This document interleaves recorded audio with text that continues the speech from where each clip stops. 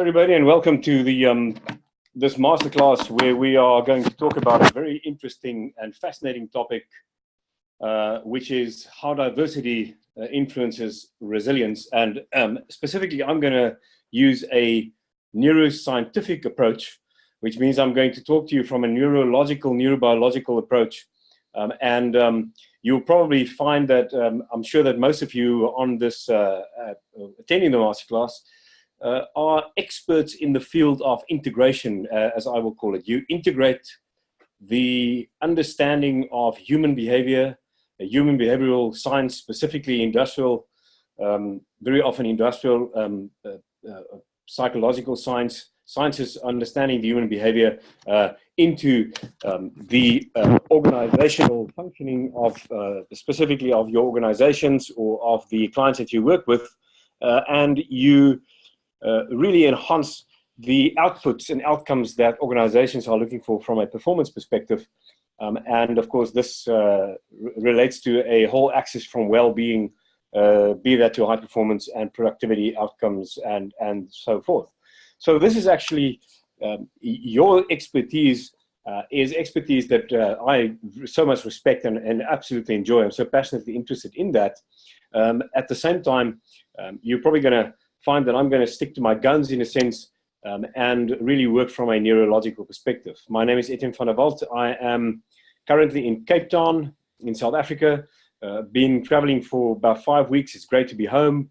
I need to say good morning to all of you in the US, and also good afternoon in South Africa and Europe. It's great to see you all. Some familiar names popping up. It's very great to have you all here together today. The background is that I work with, as a CEO and also a thought leader with Neurozone. Neurozone is all about the organization, all about ensuring that we use the behavioral code, or first of all, decode brain performance, if you may, understand the behavioral code for high performance, and then use that in sensible ways to support the specific access, if you may, of individuals and groups within organizational context to prevent burnout, to build resilience, and to set them up for high performance. And that is the mouthful. That's just the background. What I'm going to do today is I'm going to pretend that that you haven't really been through the Neurozone system. So I'm going to sort of speak from a particular departure point that hopefully is fresh for everyone. So I'm not going to repeat what we've done in the Neurozone training in the past, but I will allude to that. But what I really want to talk to you today about is this idea that we are complex adaptive organisms, that we are individually complex, that we are complex as a group, and that we are intricately connected in this larger cosmos of the living biological system that we actually see around us.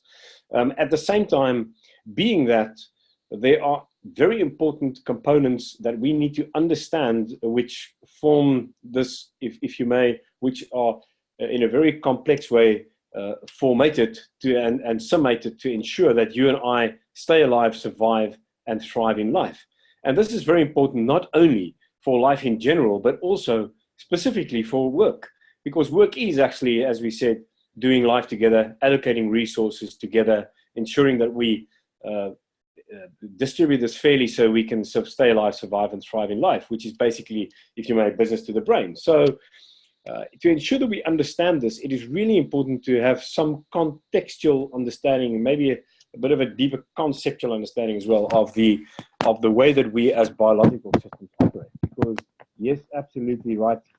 We simply cannot leave our brains and bodies outside of the door when we go to work and just let some ghost in and let the ghost do the work and then slip back into our brain body systems, and then we get back into the world. It just doesn't work that way. So everything affects everything, and therefore I'm going to speak to you a little bit about this biological systems. If you think about a biological system, you have to be very sure of one thing, and that is that there are a number of processes that take place in a brain-body system, in your body, in my body, at all times, while we are awake, while we are sleeping, that continuously ensure that you and I remain in a sense, what and who we are from a physical perspective, right? I mean, simply we have to, if you think about the water balance, we have to balance our water. We have to take in water, and when we become a bit older, we have to let the water out in the middle of the night, which is a problem for sleep-wake, right? But yes, it is important because we actually are maintaining a very static amount of water through letting it out through the bladder, sweating it out, breathing it out, and of course then drinking it in. And so there's a very important balance here, which is called homeostasis. But of course, this is just one part of the static, if you may, the process of keeping us static and in balance. Because life is dynamic and it continuously changes, we need another important, very, very important, if you may, balancing act. And this process is called allostasis. And we've talked about this in the past so many times, but I really just want to re-emphasize this because it really lies at the core of this current incredibly challenging onslaught that we are facing. The incredibly rapidly mounting amount of people burning out and not being able to cope, chronic stress, etc., etc. It lies at the heart, at the core of this.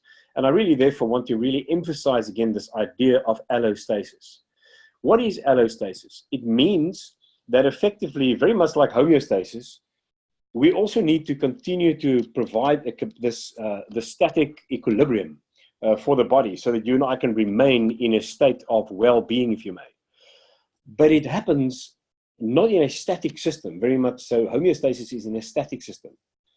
But if you and I are in a dynamic system, in a dynamic ecosystem and a dynamic environment, which effectively we are every day and even at night, we need allostasis to ensure that we survive the onslaughts, that we overcome the challenges, and that we even grow through that so we can actually overcome bigger and bigger challenges. You can hear the term resilience in there, right? That's resilience, right? So yes, resilience is actually underpinned by this term called allostasis. And allostasis effectively makes a prediction of what is the challenge in front of me, can I overcome it, assign energy to it, and I use prior knowledge because can I overcome it requires prior knowledge, right? So I have to know something. Then I have to predict that I can overcome it, which means I solve a problem in my head. And to the forefront, I'm actually quite optimistic. I believe that I can overcome it. I assign the energy, I overcome the challenge, and I actually remain in the status quo of well-being, if you may. I actually learn from this, which increased my prior knowledge, so that I actually have more resilience. So long story short, the idea of allostasis as an underpinning physiological entity that drives and actually represents itself and actually expresses itself in life as resilience is quite important. So allostasis being at the underpinning core of this. Why do I actually emphasize that quite a bit? Because I want to speak to you about allostasis as not that, and actually emphasize that allostasis is not something on its own. It doesn't work in an individual only. It always works within a group context, within the context of a complex system. And so I'm going to share a few slides with you now. We're probably just going to have a look at what I just said around allostasis, and then I'm going to talk to you about this idea of how we actually build this idea that we are adaptive, meaning allostatic, but we actually are adaptive as a group and an organization, organizations, and then we have to speak about this idea of how diversity within this complex system actually enhances the capacity for resilience and high performance. By the way, maybe just one ad break. This is profoundly important that I just remember to share this with you because it struck me so much.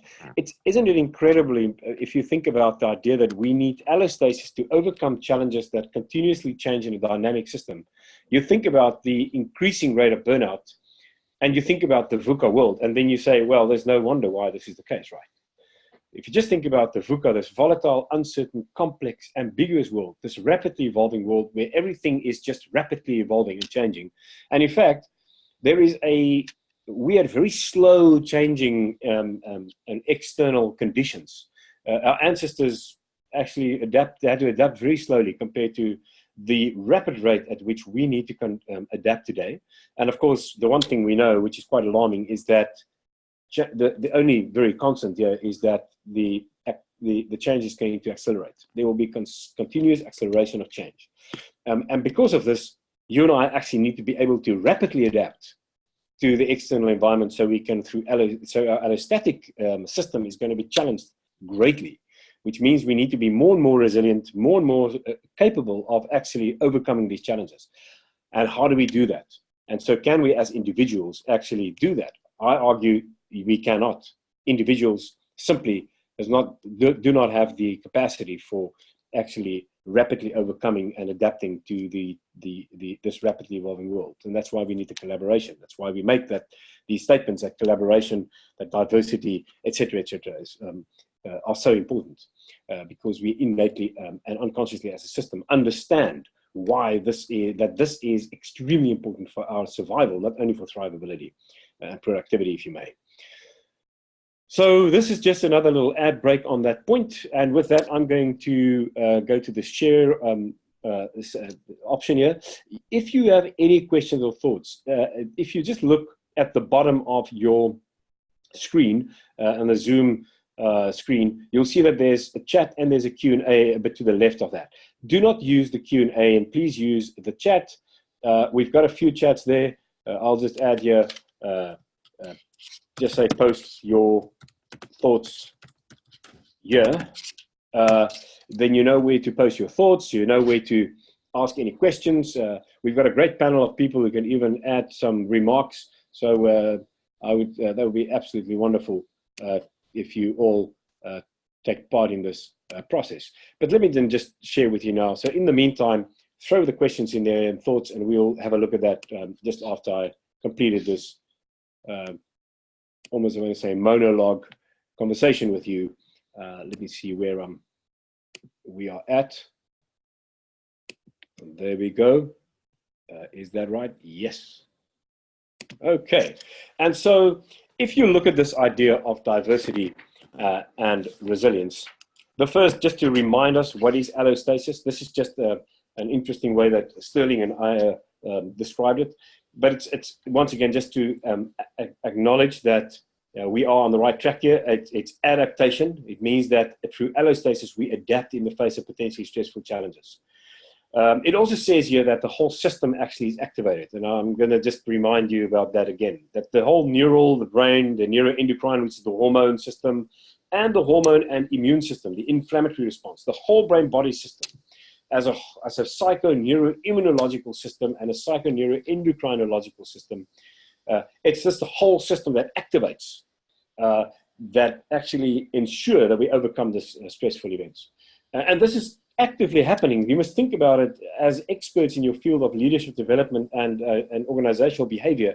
Think about your clients and the people, when you think about people effectiveness, actually having these systems, because they do, right? This is really what's happening. Is that these systems are continuously activated, overcome a challenge, and it then achieves stability through change. So you can see it actually needs to maintain a status quo of well-being while there is change. And so this is the dynamic change, right? So just allostasis. And just to remind you about the way we look at the Neurozone system, we work on this axis that we say, and this is the so-called psychoneuroimmunological axis. So allostasis work along this axis to prevent that you're basically going to the red, the so-called dysfunction, the brain-body system implosion. It uses a stress response, but not a chronic stress response, to overcome a challenge, to prevent dysfunction, and then, of course, to optimize your system. And, of course, you know the Neurozone system works in here. And as you know, resilience provides us with a buffer. So allostasis really is reflected and represented in the term resilience that we then use so commonly today as a very, very important and extremely valuable sought-after commodity, if you may, within in the world of business and in life in general. Just to remind you again that if this whole psychoneuroimmunological system gets switched on,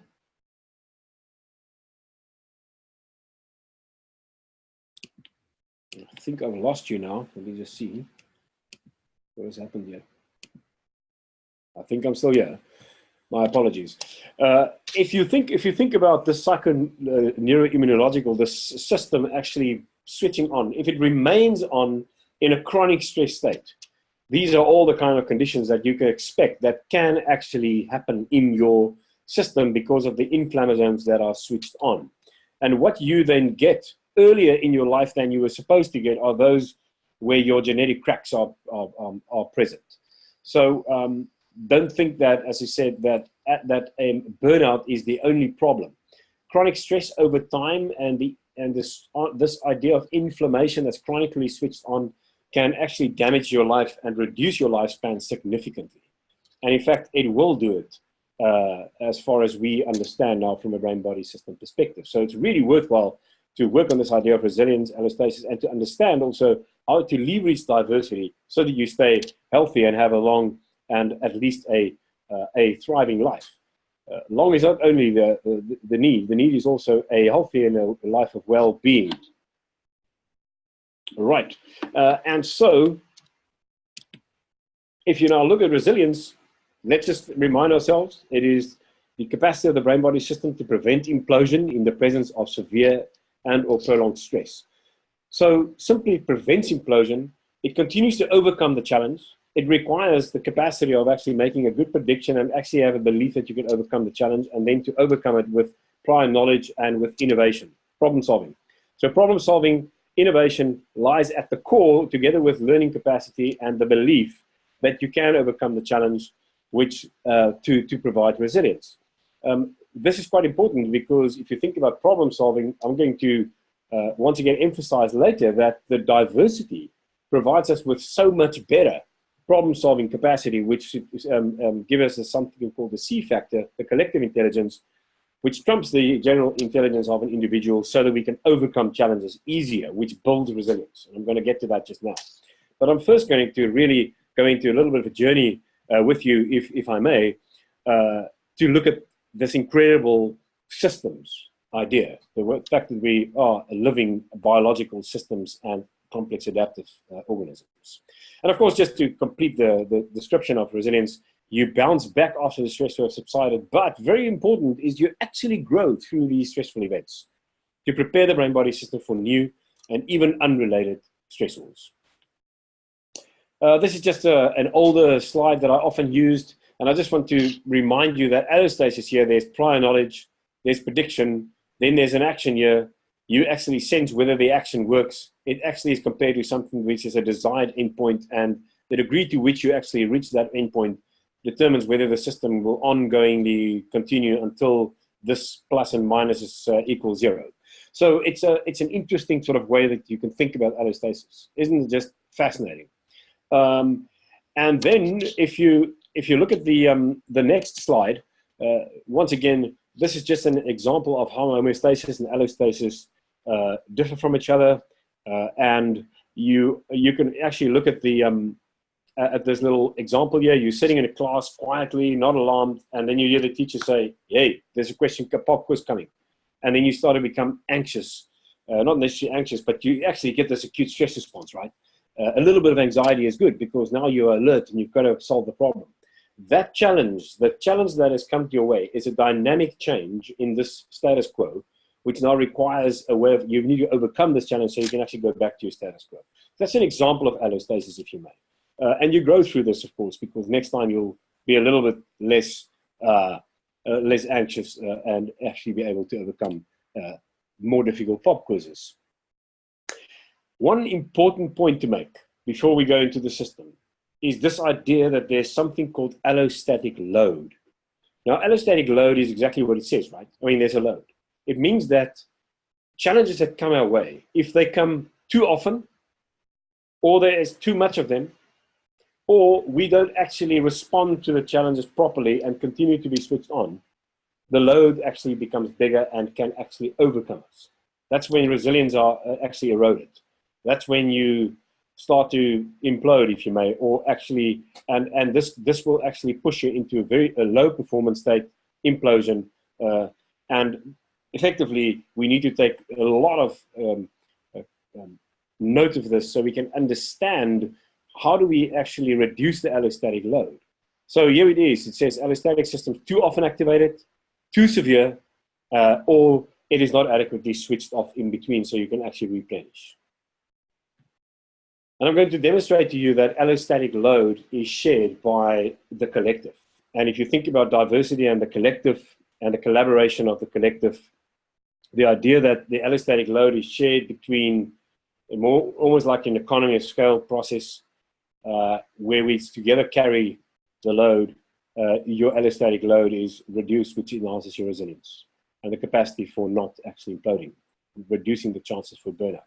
It also sets you up for high performance, by the way, because collectively, as we said, collectively we achieve a higher goal and actually have higher yield for the amount of energy we assign collectively. And so everybody gets more than you would have received if you used your own system to achieve the goal. So this is all physiological. This is all based on how the brain-body system works, how allostasis works, and now I'm going to speak about a little bit more deeper concept, if you may, which is a systems concept. Everything that lives is actually, if you may, clumped into systems. It is grouped into systems, and you and I form part of a massive living system. In fact, you can call it the biocosmos, if you will. But this is the current thinking about systems theory. So let me talk to you a little bit about systems theory, at least in the way that I understand it. There are many, many systems out there. This one, nobody needs any introduction to it, right? We know that this is the universe. I think this is the Milky Way. So this looks like this is a constellation of stars and planets in the universe. And there's a multiverse, if you may, where there's so many of these different fractals, if you may, that make up a system. And the way that they are connected to each other and relate to one another makes it a system.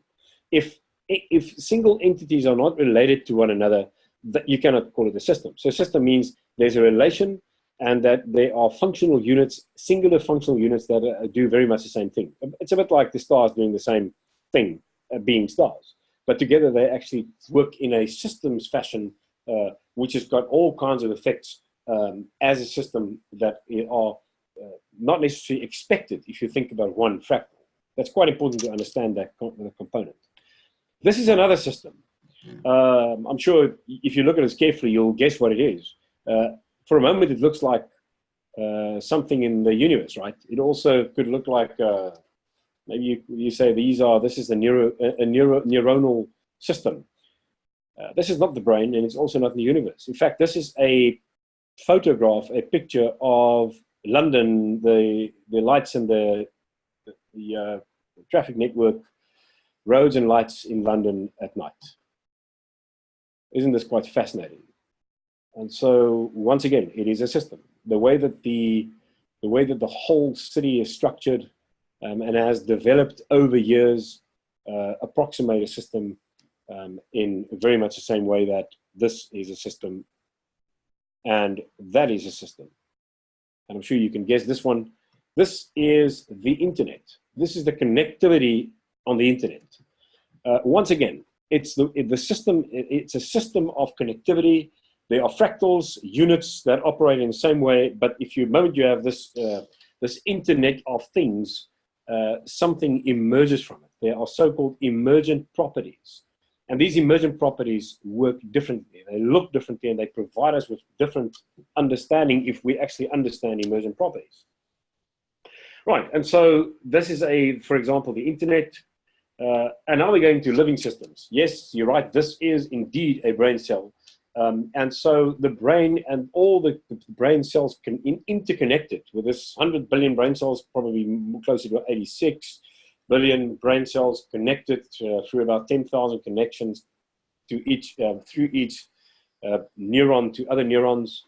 And the way that this interconnectivity is structured provides us with a very clear living system. Quite fascinating, arguably the most interesting and last frontier that we will ever understand. But of course, that is how we look at it at the moment. But this is a living system. Once again, remember that a system means that if you think about a system, reduce it to small little parts, the way that it works together and collectively provides us with an emergent property that is different from the parts. So the sum of the parts is not the same as the whole, and the whole is a real thing. So important to actually for a moment understand that when you think about diversity, when you think about the way that you and I operate without even knowing collectively as groups and teams. This is another example of a living system. I need to actually take you, let me just for a moment demonstrate, talk about this. So what you see here are yellow, red, and a few blue dots, and even green ones. These little lights actually reflect, they represent the cellular changes if there is stress in a particular body network. So what you see is that these cells actually respond to changes through the way that DNA responds to it. And this is the way the DNA, actually the so-called RNA, which is made as they are programmed by the DNA to be formed. So RNA are actually formed in different ways depending on the way that the stress system affects it. And you can see that it all becomes, in a systems fashion, it starts to respond. Interesting that it has got some kind of resemblance to this system, the internet, isn't it? So quite a fascinating phenomenon, this idea of systems, and how living systems and systems that living beings have created, if you may, or live on and in, are all very similar. They've got loads of similarities, they've got emergent properties, and it means that as a group and as a collective, there's something that is naturally happening in a collective that you and I actually should rather just observe before we start to tanker with it, to start to try to effectively move it around and shake it around. We've got to rather try to observe this for a while. And so if you think about allostasis and allostatic load, you think about resilience, you have to think about resilience as within an individual, also within the context of the group and of a larger living system, and the way that you and I are actually, if we may, plug it in, the way we are aligned with the living external environment that you and I live in. Some will call this spiritual intelligence. And in fact, it is a very, very large field at the moment. It doesn't speak about religion, it speaks about the spiritual intelligence as the awareness of the interconnectedness of everything, and the way that you and I are interconnected. Being very well studied now as another strong driver group, if you may, of high performance and of resilience. So let me continue. When we spoke about the systems, we spoke about different sizes. We talked about the universe. Now I'm going to sort of just speak about you and me as individuals. And you can see that they are genes, they are molecular networks, they are cellular networks, they are organ networks, and then there are networks of, there's an individual which also then are in social networks. Just for a moment, it's so really worthwhile to just sit back and just take this in for a moment. And just for a moment, understand what you are seeing here. I mean, this is goosebump stuff for me. The idea that from the smallest to the largest, if you think about at least a living organism, we are organized in many, many different systems. And those systems are genetic, they are molecular, they are cellular, they are organ-based, and then, of course, we all are in social networks. And these networks, of course, you know, you can actually extrapolate on social networks for as long as you want. I mean, this is just the way that you and I are structured. I'm just checking that my internet has a good signal, because I think it's okay again now. But can you see how important this is for us? How important this is for the understanding of leadership, for the understanding of the way, if you think about leadership and self-leadership, the way that you lead. And what does that leadership mean when you think about a biological system? What does resilience mean if you think about a biological living organism? And what does that mean to reduce the burnout? Because, by the way, burnout is a very physical response. It's a very, very physical thing. It's a physical response to this incongruence that is, and this disconnect that has been taking place for a long time between the individual, its own view of the world, or his or her own view of the world, and the context of the safety within the group, and the way that we as a group actually look after each other and adapt as a living organism. So within this complexity, I think it's worthwhile. I'm not trying to actually reduce this through reductionism. I'm trying to rather put everything that we've learned about together. I mean, this was my field where I learned so much, but at the same time, I want to put it all together and just try to hold it all together somewhere in my brain where I can at least just appreciate the fact that living individuals simply are intricately connected to social networks, be those teams, be those departments, divisions, be those organizations, culture groups, etc., in life. And the way that we are interconnected are incredibly important to ensure that we as individuals, right to the genetic level, cellular, molecular level, from the organs right to the molecular, that we are well and that we are well looked after, and that we actually form part of a healthy, complex, adaptive living system. I hope this is, for me, this is quite a fascinating little picture to just hold for a second. What happens then is when this complex adaptive system, and I'm just going to show with this kind of group, here's a team, the diversity. If we have a team, we're going to speak about diversity in a second, but if you just think about a team first, this whole idea of a system, a complex system of individuals. What a complex adaptive system does, this complex adaptive biological system, which could be a team, could be a team at work. This team, actually, if it works properly together, which means that the system, the fractals in the system are well aligned, there's social safety, there's interconnectedness, there's good communication, there's allostasis, which means that the system is in a biological, relaxed physiological state, so you can actually operate at your best from that perspective. We see that an interesting thing starts to emerge. It's so-called system-wide patterns. This is the so-called emergent properties form patterns. If I just say one thing about emergent properties, so emergent properties is a term that is used for systems when systems start to work. As you know, the whole is not the same as the sum of the parts. So now there's an emergent property that gives you a very different type of outcome that you would not have been able to predict when you just looked at the individual parts. And this emergent property of a team is a pattern that actually influences future interactions. They interact with agents, they have some kind of effect on it, and continuously learn from it. And now this complex adaptive system has complex adaptive resilience, or allostasis, as a group. When you think about and I wish I could have said the Springbok rugby team, and I really dream of the day that this will be the case, indeed. But when you think about the All Black rugby team as an example, I'm a rugby fan, so I'll just use that as an example. There are many other examples, of course.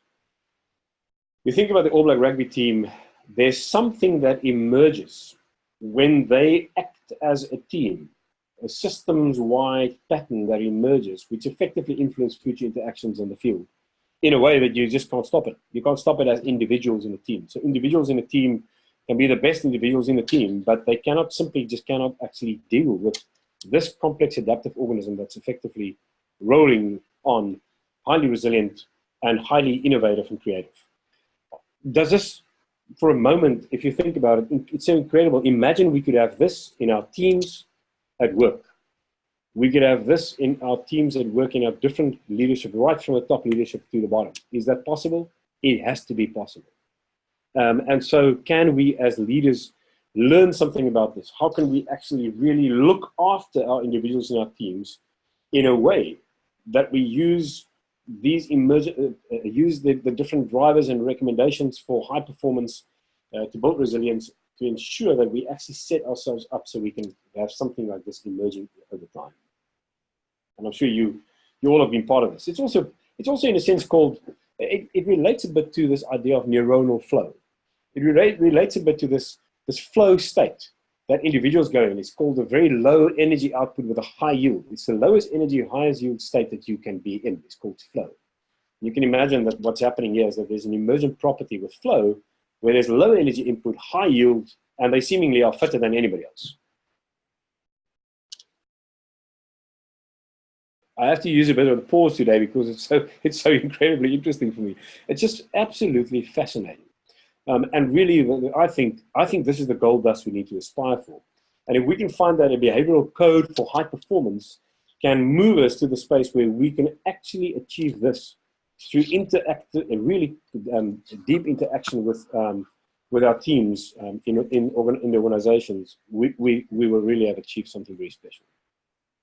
And therefore, we have to understand diversity as well. So let me then, at the point, we actually haven't spoken about diversity yet, right? We actually just talk about the team. Well, we have to set ourselves up to understand that the team and the organization as a whole, or a group of collective, is absolutely essential.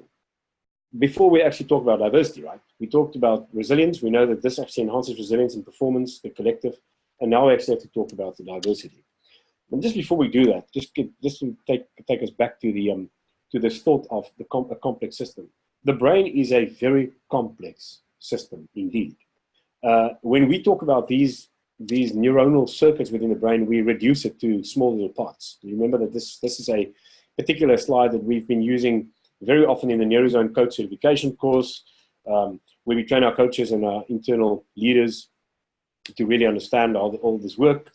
But it's quite simplified, if you may. In fact, even if you look at this particular slide, you look at the amygdala there, those little eyes of the monster, and this is where, in chronic stress, the amygdalas are in control. This is a very reduced way of looking at it. It's reductionistic.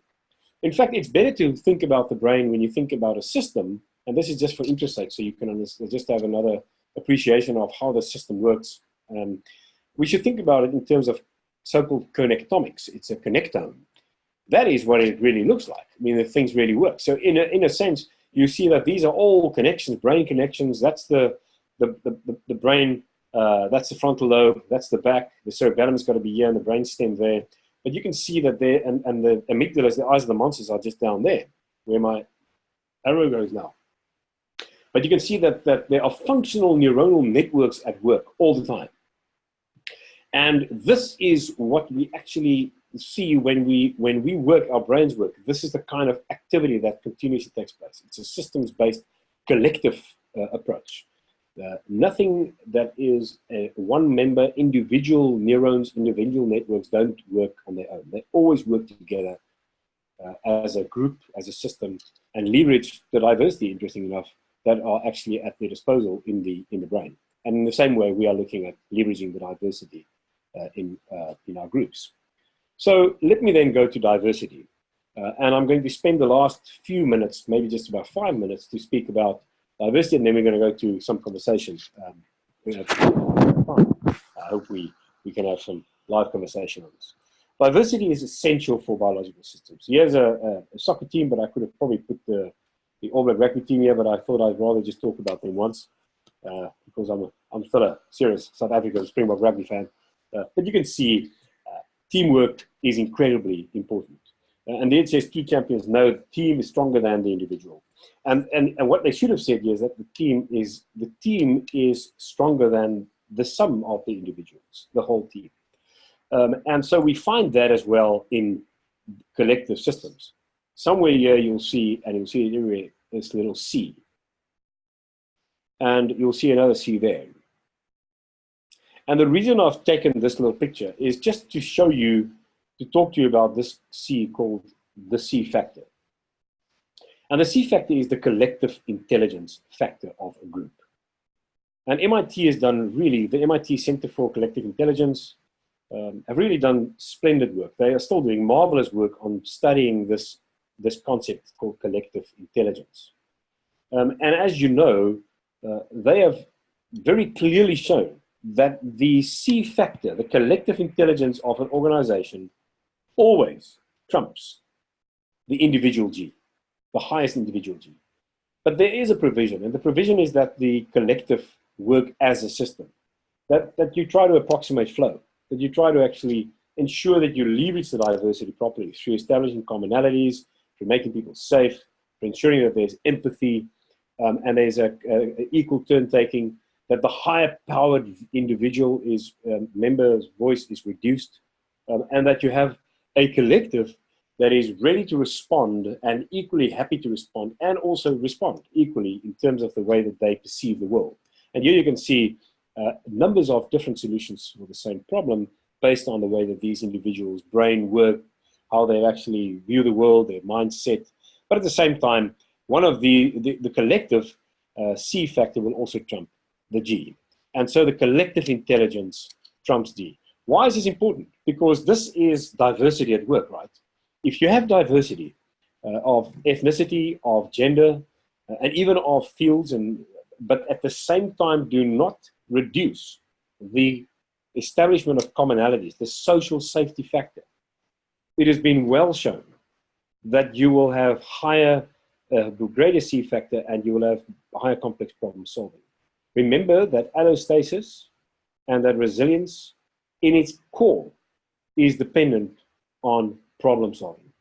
You solve a problem by making the right predictions and then assign energy to an action that overcomes the challenge, which is problem solving. And so the problem solving, or the innovation that comes from that, which provides you with a future solved problem, is critical. It's critical for resilience, and so diversity in that sense is critical to build resilience. It's way easier, though, to really comprehend this, if you understand and really comprehend that we cannot actually ignore the idea that we are complex adaptive organisms in a living human system anymore. We simply cannot, I think, live without this concept in our heads. We stay alive, survive, and thrive together. This comes from the Neurozone system, but just to ensure that we remember that to be collectively creative, this is where we build empathy. This is where we build social safety. It really speaks to those components that are so important to ensure that we have established our commonalities so that we can leverage our diversity, and then leveraging the diversity requires this capacity of learning about each other's mind states, the way the brain works, and specifically so-called cognitive empathy. In fact, if I'm not wrong, that might be a C, wrong way around. That could actually remind me of this collective creativity and the C factor. Very, very important to understand that this is so at the core of actually building this capacity for resilience. I'm going to stop with the model. Everybody knows that, but let me just see, maybe I'll just stop. So just on the model, there is social safety, there's collective creativity. So we spoke about these components, and then the problem-solving machine here that builds resilience, and also, of course, enhances all these other capacities to optimize your brain-body system. So long story short, this is I'm going to stop there, and let's see if we can have a few conversations. The only, oh, sorry, I've got a few others here. Let me just see who's on the line. Oh, Christo, hi. What would this look like? Okay, for an introvert, how important is this? It's incredibly important. In fact, I think it's very important for us to understand that we're talking about a blueprint of the human brain. And the blueprint of the human brain requires social safety. We cannot actually stay alive, survive, and thrive outside of the context of, or outside of the presence of social safety. But we do experience it in different ways, and we actually also express it in different ways. So you do not have to sit on somebody's lap or in a small group and sit and have all kind of conversations in a nice little warm chat group to actually have social safety or to have diversity. You can leverage the diversity. Actually, the diversity within a group can be in a network. We've often encountered this question. It's actually a very common question, and we do understand this now quite well, that you have, if you're an IT expert working in a corner of a dark room where you prefer to work, you have to have the sense that you are safe, that you belong, have a sense of belonging to the greater system, and at the same time, you then can make your contributions from that space. It doesn't necessarily have to be the kind of conventional meeting space that you and I think about. At the same time, we've also seen that introverts are very capable of making conversation, right? It's not, and some extroverts are extremely shy. So the idea of great leadership is to enable conversation with everybody, because conversation is not necessarily dependent on whether I'm an introvert or extrovert. It means that I can speak my mind and I'm free to voice my opinion, and it's respected and anticipated, and it is welcomed. So just a few notes on that. For the lack of time, I'm going to just move to the next question, Christy, if that's okay.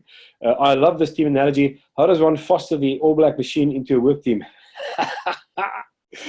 The question is, considering all the personality types mentioned on Tuesday, yes. Right. So MBTI, etc. So Leonie, to your point, I mean, absolutely. I mean, how do we actually foster this? I think that at least what we have at the moment is a number of behaviors that we know are really important. And I think the most important thing when it comes to team function and teams at work is to have an established goal, a vision, to really ensure that everybody is bought into the vision. We work on mindset around that. And then, of course, we establish commonalities and ensure that we leverage diversity in the way that the team the way that it's compiled. The idea of removing the toxic components come to mind. We've seen now in team effectiveness work that you almost have to remove those toxic elements. For example, the voice of the high-powered individual. How do you silence or attenuate the voice of the high-powered individual without losing that high-powered individual? How do you ensure that you create equal turn-taking ability? How do you ensure that you have enough empathy in the group? Talk about cognitive empathy. I think in your shoes, because and also, by the way, cognitive empathy also really requires not only to be able to think in your shoes, but also to allow myself that you can actually change me, that your thoughts, that I'm actually willing to allow you to be changed and altered in my viewpoints by what you say and think. And that's, if I put myself in your shoes, the chances, of course, are greater that I can be learning from this interaction and also change my mind. So there are a number of these, I'm talking about toxic elements that we want to remove. Lack of social safety is a huge problem. A lack of self-worth, a lack of a low mood state within the group and individuals, negative intrusive thought patterns.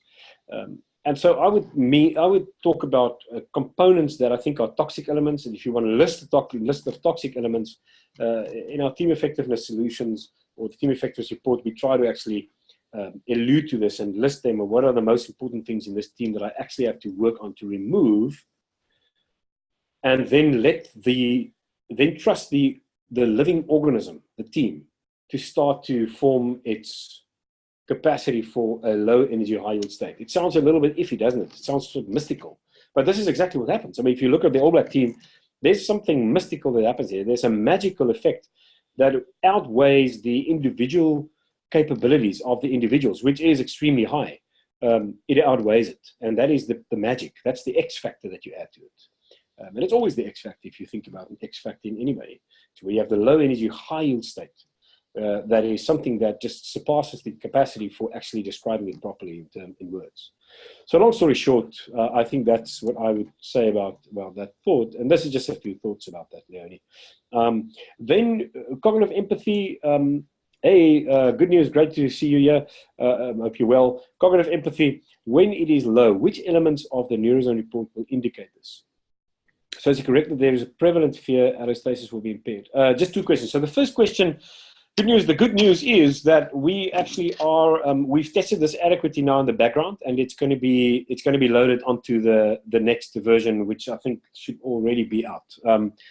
I'm not exactly sure when, but it was promised to me to be available in the next month or two. So then cognitive empathy will be a specific item that will be addressed apart from empathy and compassion. So thanks for actually picking that up. Good news. It is in the new system. Great stuff. And then, so is it correct that if there is prevalent fear, so low social safety, allostasis, absolutely, undoubtedly, thanks for that. It's so important. The idea that if you have low social safety and I'm not safe, my whole system, those amygdalas, the eyes of the monster, tells the hypothalamus, activate the stress response, and I have to overcome this challenge because I'm seemingly feeling that I might actually just die outside of the cave. I'm actually now being isolated and I can't survive on my own that well. So allostasis is actually not impaired as such in the beginning. It is challenged. It speaks to allostatic load. But now you can see if this continues to be the case. Remember we said that allostatic load is three things that enhance the load. One is if the allostatic load is very big. Two is if it continues for long, and three is if I don't actually switch off properly and overcome the challenge. So it's an impaired allostatic process. So I think it speaks to the number 2, which is it's a prolonged allostatic load, so that the fear factor, this prevalent fear, the social safety, low social safety continues. If it continues ongoingly, it is prolonged, the allostatic load becomes too high, and then it impairs the system and reduces my resilience and effectively erode it. So to your point, yes. And then, of course, and in time, we will come closer and move closer to this whole idea of implosion and burnout and so on. So it is a very, very important point you make. Yeah, I mean, we've talked about it so much, good news, together, you and I as well. The whole idea of social safety is absolutely at the core of everything. And then, Fiona, great to see you here as well. How can we relate the lack of diversity in a biological system back to the team? I'm still here. I'm just thinking about the question. So if I'm just trying to see if I can understand it correct. If there is a lack of diversity in the biological system, how do I relate it to the team? Do you mean that do we have to discuss if there is a lack of diversity in the team that you mentioned to, or is it more that understanding that a lack of diversity in a biological system reduces its capacity for resilience and its capacity for allostasis, which makes it implode easier and quicker? Or is it the first one? I think I'm going to answer the first question. Yes, that's the first one. Yeah, okay. So for me, this is actually quite important. You know, if you think about teams in South Africa in particular, and by the way, this is in the whole world, you think about teams, you think about our diversity and the issues around gender and the issues around race and ethnicity and so on. It's amazing how we, and I'm going to just speak a bit from the visceral heart now. It's so sad that we are still stuck in a political, very, very sensitized, and rightfully so, it's rightfully so sensitized political environment. It really helps us from a neuroscience perspective to actually start to talk this from a complex systems perspective. And to think about it from this perspective. In a sense, it disarms this idea of political sensitization about all these issues, which I think, by the way, as I said, I think rightfully so, they are there. It's justified that the world is not in a great place if we don't leverage diversity. And in fact, in this VUCA world, we need it more and more. We need it way more. We can't say that, you know what, cultures and subcultures and subgroups and the way we treated the gender roles and so forth in the past worked, and therefore it needs to continue. It is simply not the case in my view, and not from a scientific perspective. In fact, I think the VUCA world requires exactly what we're talking about here. It requires that we are looking at leveraging the diversity very, very sensibly. So in a sense, it's a question of mindset here, Fiona. And I would really, if I had to talk to a team about this, I would first of all really take them through this process of the idea of understanding living systems and understanding that we are part of a living biological system, that I am a living system and that I'm part of a system in a team. And that system, the diversity, requires resilience. That diversity actually builds resilience. And that actually gives the team the capacity for high performance. In fact, Fiona, can I actually at this point, because I see we run out of time, but can I just share one slide with you, with everybody again? It really is such a great place, and thanks for that question, because I think it helps so much. I'm going to just share this one screen with you again. And this is this screen. Can everybody see this? It says this is an article, and you can see it's actually written in January 2019. It's been published in Business Research. The role of diversity in organizational resilience and a theoretical framework. And I'm going to leave this up here. If you want to take a picture of it, please do, and go and look for it in the and just go and look for it on the internet. See if you can find it. This article is a very useful article. It also makes the point. The authors make the point that up to now, it has been very difficult and very scanty that people sort of prove the role of diversity in organizational resilience, for example. So this idea that diversity really builds resilience, this is a very good article that speaks to it from a very scientific and academic perspective. And maybe this is something you actually want to show some of your academic team leaders. But have a look at this as well and see if you want to read through that. It's a very useful article to continue to actually change the mindsets of the team, to ensure that they actually really believe that is important. If you don't believe it's important, you're not going to change, right? And I think that's at the heart, at the core of transformation. Let me just see if there's another chat. Can I stop sharing? Everybody got this one? I'm going to stop sharing in 2 seconds. Gone. Right. And then there's a comment here from Leonie. Thanks.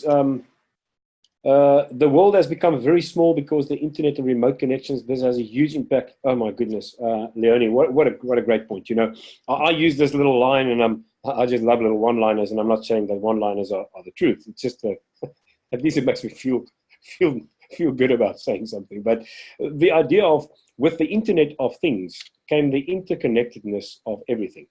And I think that's, if you think about the internet, if you look at the internet and the way that is a real system, like it's a living system, right? And it approximates the same brain system and body system when you look at the way that we work with stress. You can see it's got the same picture, same thing. The interconnectedness of everything has got a negative and a positive. We are overwhelmed with information. We are overwhelmed with thoughts and people with all kinds of ideas. But at the same time, we fortunately also have been bestowed with this, actually, I think, enlightenment of the interconnectedness of everything, and that we need way more what's been called spiritual intelligence, self-awareness, understanding that we are interconnected, and actually being able to silence our minds daily. Mindfulness training has become extremely important so that I can actually declutter a lot of the information, and then actually ensure that I'm have patterns of inference and understanding that gives me a better capacity for problem solving and for collaboration. Very, very important, as I said. So I think that is really important. But yes, I agree, Larry. Thank you very much for that comment. Thanks, Christo. And we've run out of time.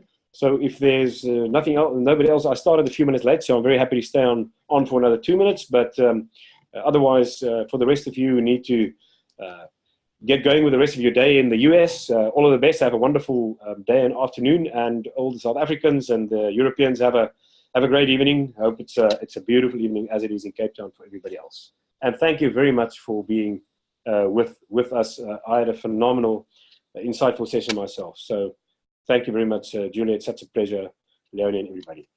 See you soon. We'll see you next month then, and we'll let you know what the masterclass topic will be. If there's something very particular that you really feel we need to address, please let Ilinka know, ilinka@neurozone.com, and we will definitely look at that as well. We'd love to actually remain very relevant and actual. Good night.